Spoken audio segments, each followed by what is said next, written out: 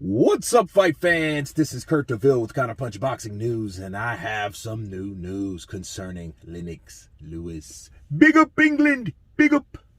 Get this. Lennox Lewis gives Anthony Joshua a subliminal message on via Twitter. And this is what the former undisputed champion had to say. He said, one of the biggest problems you can have is that you don't realize that you have a problem until it's too late. Greatness requires you to be just as open and mindful to hearing the criticism as you are the accolades. Hashtag Lennoxism. Let me counterpunch. You might say, man, that has nothing to do with Anthony Joshua.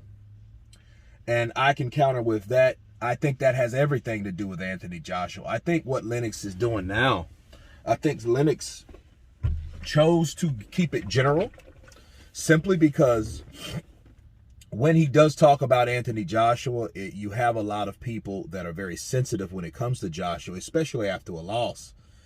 And, you know, people then get into Lennox Lewis bashing, organization, right? They jump on that committee and they call him a hater, but at this point, I don't see anything that Lennox Lewis is hating on. I think, all you can do is offer your help. You can offer your help like he's already done, as you guys know. And you can now tell him or them, what's expected. And he's absolutely right. Lennox Lewis, said years ago that Anthony Joshua should have left his coach. Okay, Rob McCracken, because he compared him to a third grade teacher, and Anthony Joshua needed a professor in college. Okay, and a lot of people thought that was harsh, but they didn't give him too much criticism at the time, simply because, people were just in awe of what happened because of who beat Anthony Joshua. It wasn't Wilder, it wasn't Fury, it wasn't someone that we seen coming to beat Anthony Joshua. It was somebody that the last person in the world to beat Anthony Joshua, and that's what the things that maybe he should have learned that would have kept him through that fight, or kept him from getting caught with that left hook, the punch from the gods, right? And I think Lennox now is doing what you call love with a long handle spoon. Some things I do with my loved ones, the people I care about. I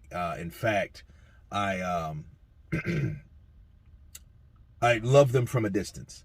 And I think this is a way of Lennox Lewis saying so, because he's letting you know, like, yeah, when everything's great, people don't really want to learn, but you want to take that criticism once you fail, because then that's when you learn.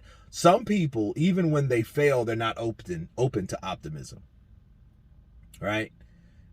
Because a lot of times they take it as, hey, well, you're criticizing me, which you should be helping me. But I think the criticism is a form of help. And I think it's called tough love too. A lot of times people can't take that. I got relatives, again, you tell them something and they can't take what you're telling them. Therefore, you're a hater, or, you're too hard on them or whatever. But in hindsight, you're trying to help them. And I think Lennox Lewis is leaving this message out there for Anthony Joshua once again, to make his mind and get his mind right. Like, look, you need somebody. It might not be Robert Garcia. You need someone, though. And I would have to agree with Lennox Lewis, but then here's the thing. Anthony Joshua his problem may not be a coach at all, but that's a totally different, issue, because if it's not the coach, it doesn't matter who he's going to get. If he doesn't have fight anymore, if he doesn't have the desire, if he just fights stagnant or stale, well, nobody's going to change that but him. He might have the Adrian Broner syndrome. But anyway, you guys tell me what you think of Lennox Lewis saying, once again, about Anthony Joshua, criticizing him about what he needs to learn to make him better, to make him potentially great. Please subscribe, and you guys been Counterpunch. Peace.